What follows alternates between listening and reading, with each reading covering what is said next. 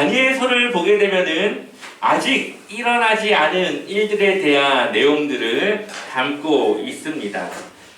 그 내용들을 담은 이유는 하나님께서 하나님의 자녀들과 하나님의 백성들을 구원하여 주시겠다라고 하는 메시지를 주고 있고, 그렇기 때문에 고난이나 환난의 당에 처해 있는 우리 하나님의 자녀들과 하나님의 백성들이 소망 가운데 살아갈 것을 권면하고 있는 것입니다.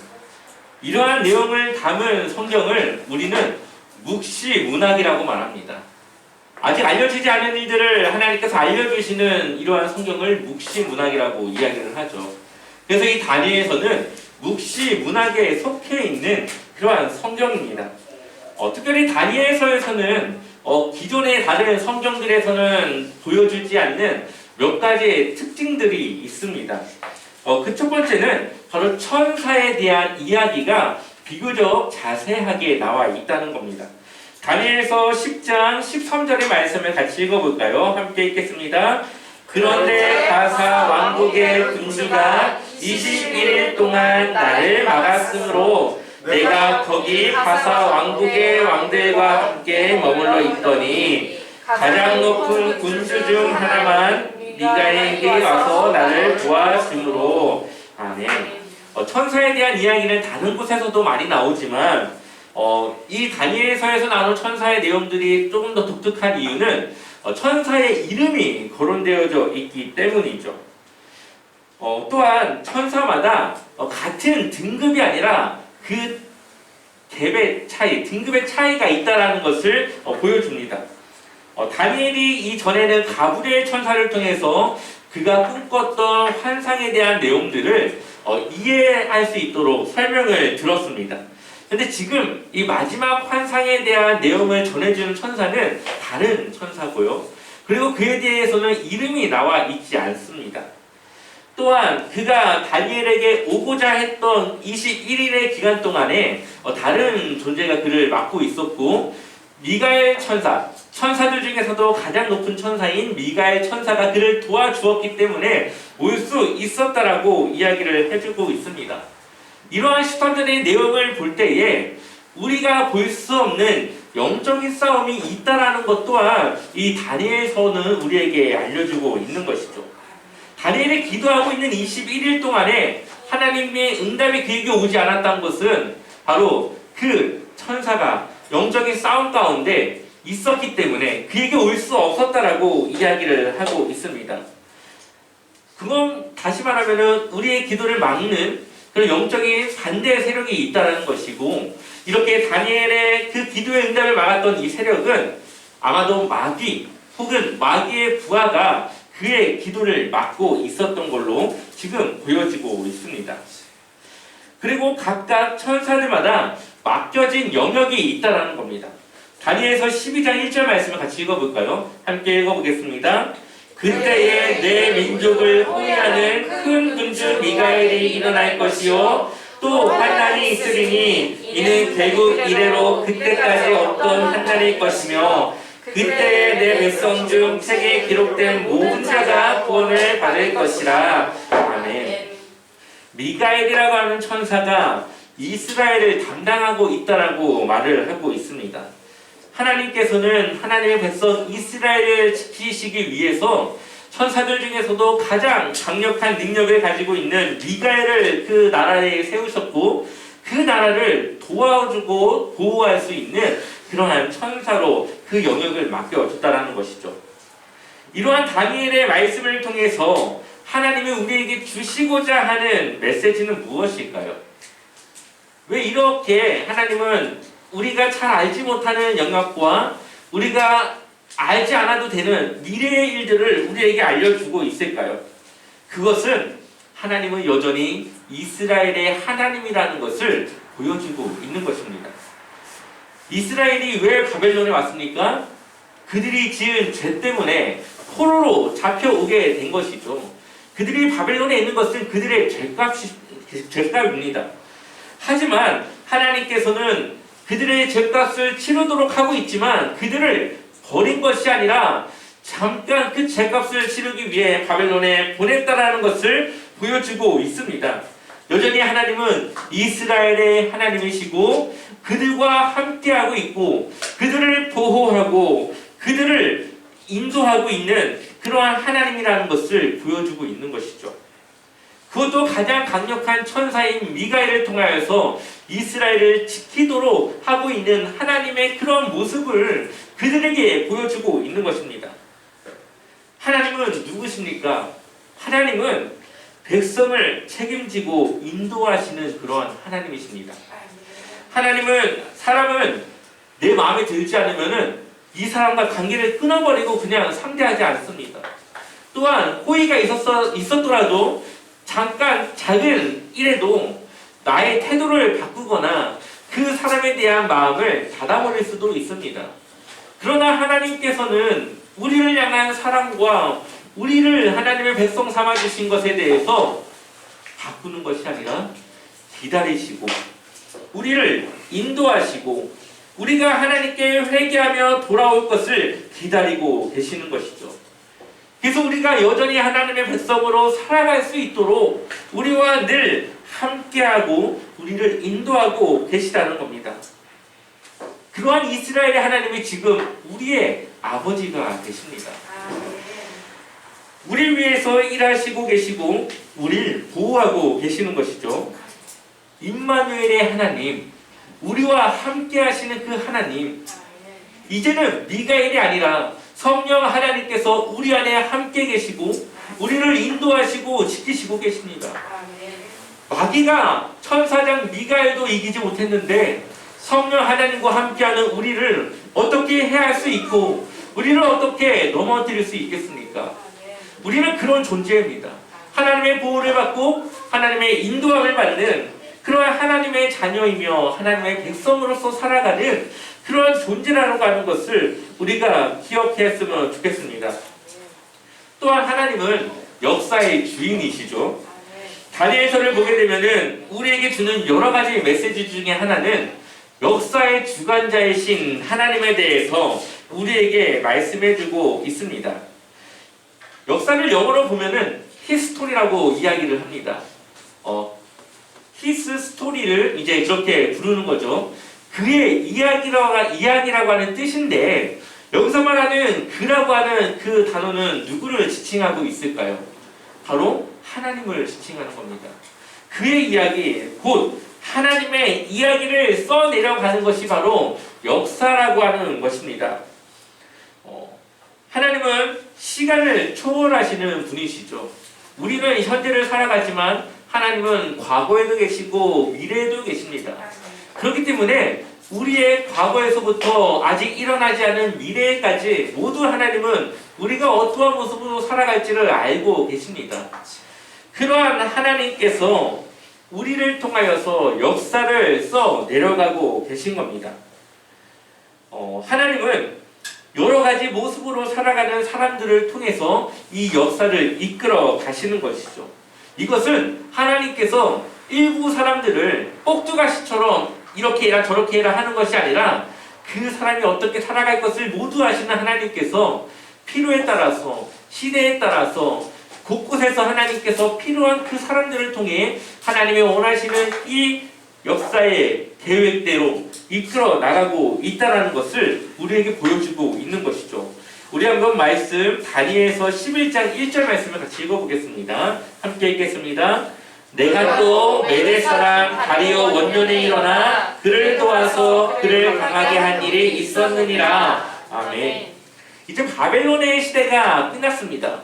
그리고 메대 바사를 통치하는 다리오 왕이 이제 세워지게 되는데 그가 힘이 있어서 그가 그만한 자격이 있어서가 아니라 누가 그를 강하게 했다고요? 하나님이 이 다리오를 강하게 해서 바벨론을 넘어뜨리고 그가 새로운 나라의 왕으로 세워졌다는 것을 이야기하고 있습니다. 하나님이 그와 함께 했기 때문에 그가 이 나라를 다스릴 수 있었다는 것을 말해주고 있는 것이죠. 역사는 그의 이야기, 즉 하나님의 이야기라는 뜻입니다. 모든 역사의 뒤편에는 하나님이 계시고 하나님은 그분의 뜻대로 이 모든 역사를 이끌어 나가고 계시는 주인이신 것이죠. 그리고 다니엘에게 하나님이 이끄실 앞으로의 내용들을 보여줌을 통해서 고난 속에서도 희망과 소망을 잃지 말고 믿음으로 살아가야 된다라고 하는 것을 말씀해주고 있습니다. 우리 다니엘서 10장 21절을 읽어보겠습니다. 함께 읽어보겠습니다. 오직 내가 먼저 진리의 글에 기록된 것으로 내게 보이리라. 나를 도와서 그들을 대항할 자는 너희의 군주 미가엘 뿐이니라. 아멘. 여기서 말하는 진리의 책은 인류의 역사에 일어날 모든 일들을 기록한 그러한 책이라고 볼 수 있습니다. 그리고 오늘 다니엘을 찾아온 이 천사가 마지막 환상의 내용을 통해서 그 내용의 일부를 알려주고 있는 것이죠.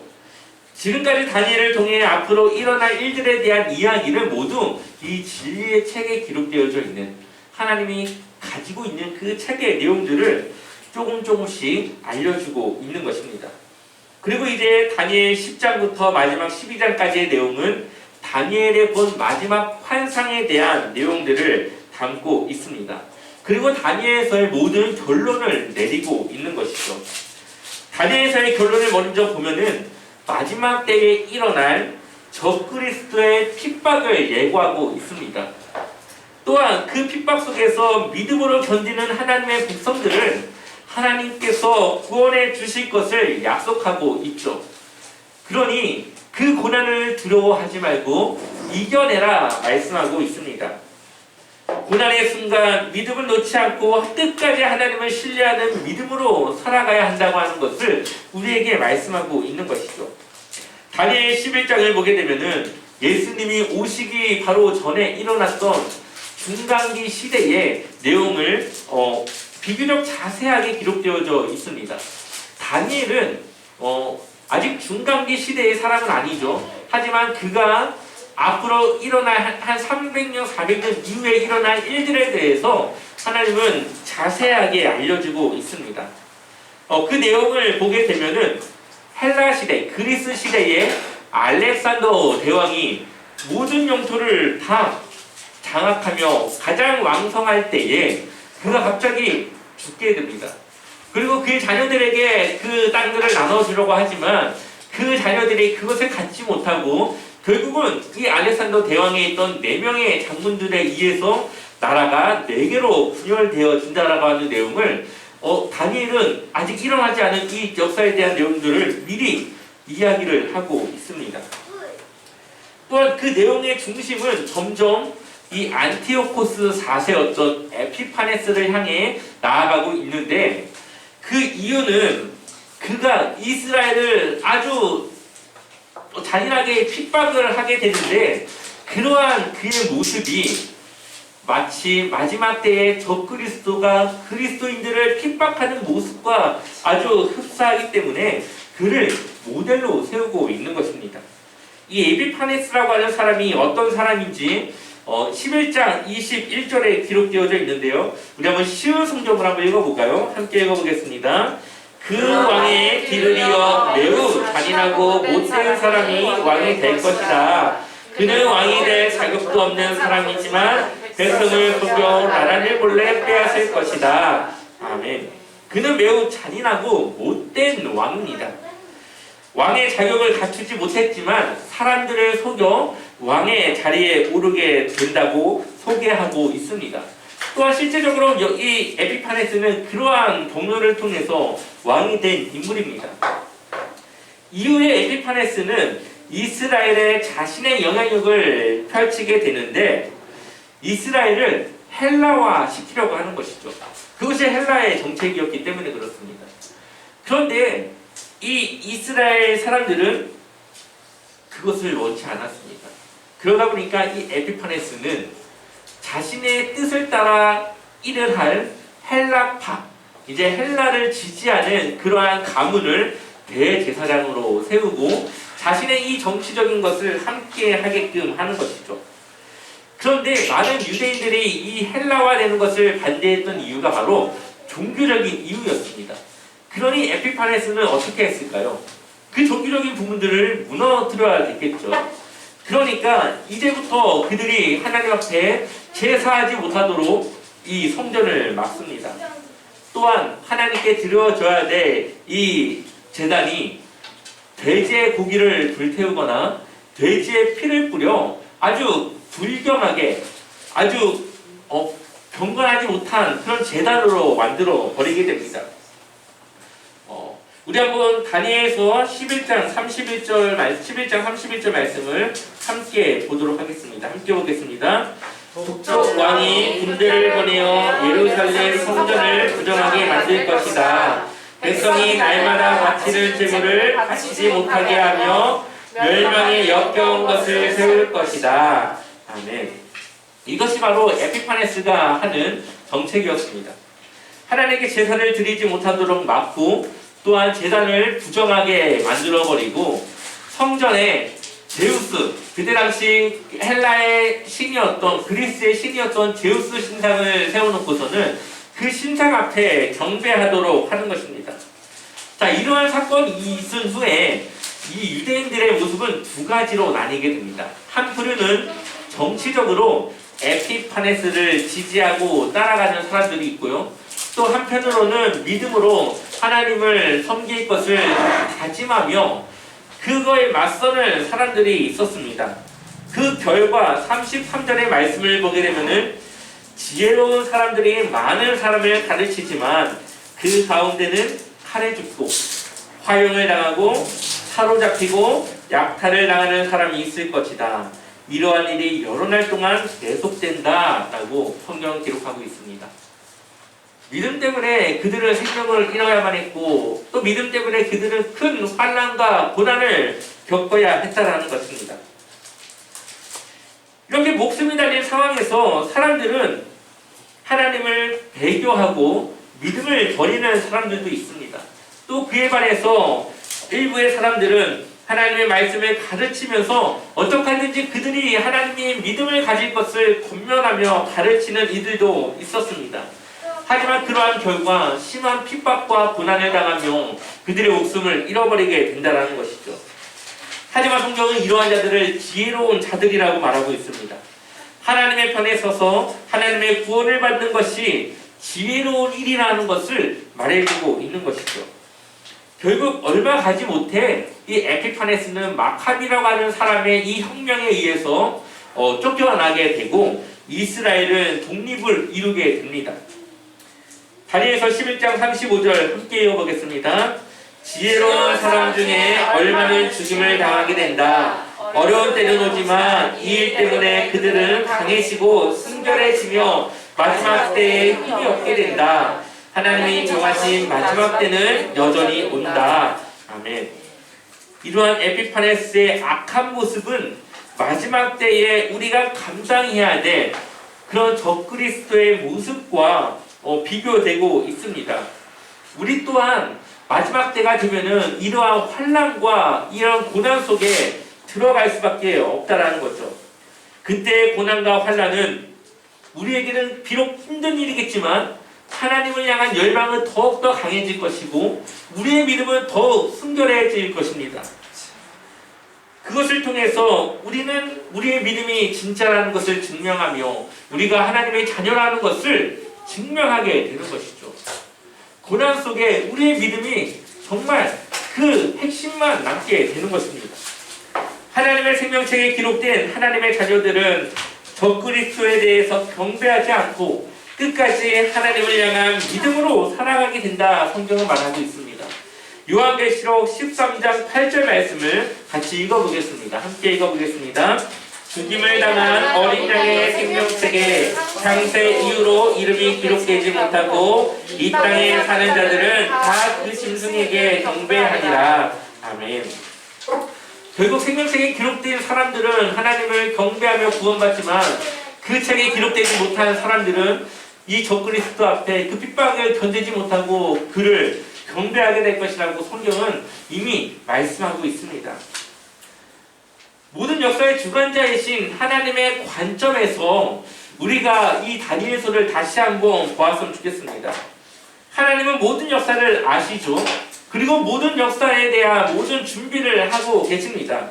그렇다면 남유다가 바벨론에게 포로로 잡혀갈 것을 하나님은 아셨고 그 가운데 일할 다니엘과 3명의 친구를 이미 준비해 놓으셨다는 것을 알 수가 있습니다.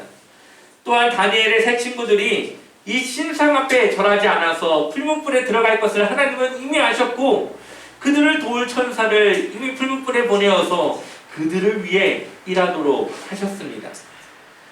또한 사자굴에 던져질 이 다니엘을 하나님께서는 아셨고 그를 위해 사자의 입을 미리 봉하여서 그를 구원하여 주셨습니다. 다니엘에서는 하나님을 향한 믿음으로 살아가는 믿음의 사람들을 하나님께서 구원하여 주신다는 것을 우리에게 전해주고 있습니다. 다니엘서 12장 1절 말씀을 같이 읽어볼까요? 함께 읽어보겠습니다. 그때에 내 민족을 호위하는 큰 군주 미가엘이 일어날 것이요 또 환난이 있으리니 이는 개국 이래로 그때까지 없던 환난일 것이며 그때 내 백성 중 책에 기록된 모든 자가 구원을 받을 것이라. 아멘. 여기서 나오는 책은 생명책입니다. 구원받을 사람들의 이름이 적혀져 있는 그러한 책인 것이죠. 우리에게 닥치는 환난과 고난은 우리가 속한 곳이 어디에 있는지를 알려주고 있습니다. 똑같이 교회에 나오지만 이러한 큰 환난들을 통해서 그 사람의 믿음이 진짜인지 가짜인지 하나님께 속한 사람인지 세상에 속한 사람인지를 구분할 수 있는 그러한 시간이 된다는 것입니다. 하나님께서는 쭉정이와 가라지를 구별하내듯이 마지막 때에 적그리스도의 그런 환난을 통하여서 하나님 앞에 믿음을 가진 사람들을 구별해내게 됩니다. 그래서 다니엘서 12장 2절 말씀을 보게 되면은 땅의 티끌 가운데서 자는 자 중에서 많은 사람이 깨어나 영생을 받는 자도 있겠고 수치를 당하여 영원히 부끄러움을 당할 자도 있을 것이며. 아멘. 진짜 믿음이 가려진 이후에 영생을 받을 자들도 있고 수치를 당해 영원히 부끄러워할 사람들도 있다라는 것입니다. 믿음에 의해서 그 사람들의 결과가 달라진다는 것을 말씀하고 있습니다. 이제 우리의 삶은 그럼 어떻게 살아가야 될까요? 우리의 삶을 어떻게 이끌어 가야 할까요? 3절 말씀 한번 읽어볼까요? 같이 읽어보겠습니다. 지혜 있는 자는 궁창의 빛과 같이 빛날 것이요 많은 사람을 그대로 돌아오게 하는 자는 별과 같이 영원토록 빛나리라. 아멘. 주님의 생명의 복음을 전하고 어둠 가운데 살아가고 있는 이들에게 빛 가운데로 인도하는 자들을 우리가 인도하는 일들을 우리가 해야 된다라고 말씀하고 있습니다. 이것이 우리의 영광이 될 것입니다. 주변에 믿음 생활을 하다가 중단된 사람들이 있다면 그들을 권면해서 다시 하나님께로 돌아올 수 있도록 우리는 해야 합니다. 또한 세상에서 그 어두운 세상에서 방황하며 하나님을 떠나 살아가고 있는 이들이 있다면은 그들을 빛 대신 주님께로 인도하여 그들도 하나님의 자녀로 살아갈 수 있도록 인도해야 되는 것입니다. 이것이 성경은 지혜로운 자의 모습이라고 말씀하고 있습니다. 바울은 데살로니가 전서 2장 19절을 통해서 자신이 전도한 이들이 자신의 영광이라고 말하고 있습니다. 한번 같이 읽어볼까요? 함께 읽어보겠습니다. 우리의 소망이나 기쁨이나 자랑의 면류관이 무엇이냐? 그가 강림하실 때 우리 주 예수 앞에 너희가 아니냐? 아멘. 바울은 자신이 복음을 전해 하나님을 믿고 살아가는 이런 하나님의 자녀들이 자신의 기쁨이며 또한 자랑의 면류관이라고 고백하고 있습니다. 또한 마태복음 7장 13절 14절을 같이 읽어볼까요? 함께 읽어보겠습니다. 좁은 문으로 들어가라. 멸망으로 인도하는 문은 크고 그 길이 넓어 그리로 들어가는 자가 많고 생명으로 인도하는 문은 좁고 길이 협착하여 찾는 자가 적음이라. 아멘. 많은 그리스도인들이 있지만 그 가운데서 또 하나님의 그 좁은 문을 통과해서 하나님께 구원받는 자들은 적을 것이라고 말씀하고 있습니다. 성경을 보게 되면은 노아 홍수 시대에 몇 명이 구원받습니까? 8명. 노아의 가족들만 구원을 받게 되죠. 아브라함 때 소돔과 고모라가 멸망하게 되는데 거기 누가 구원을 받습니까? 롯과 그의 두 딸만 구원을 받게 됩니다. 12명의 정탐꾼이 가나안 땅을 정탐하고 돌아오지만 2명의 사람만 믿음으로 우리가 능히 그 땅을 정복할 수 있다라고 고백합니다. 좁은 문을 들어가는 사람들은 늘 적습니다. 왜?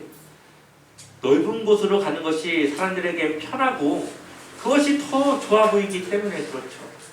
하지만 진리는 구원은 좁은 문에 있다라는 것을, 그 고난과 핍박 속에 그러한 과정을 통과했을 때에 우리가 구원을 이룰 수 있다라는 것을 성경은 말씀하고 있습니다. 그래서 우리가 지켜야 될 것은 바로 우리의 믿음, 우리의 마음이죠. 잠언 4장 23절을 보면 모든 지킬 만한 것 중에 더욱 내 마음을 지키라. 생명의 근원이 이에서 남이니라. 아멘.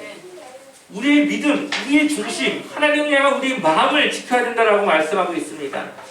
하나님의 이야기는 아직도 진행 중에 있습니다. 그 끝이 언제일지 우리는 알 수 없지만 하나님은 늘 하나님의 자녀들을 구원하기 위해 모든 것을 준비하고 계시고 또한 우리를 보호하시고 인도하실 것을 약속하고 있습니다.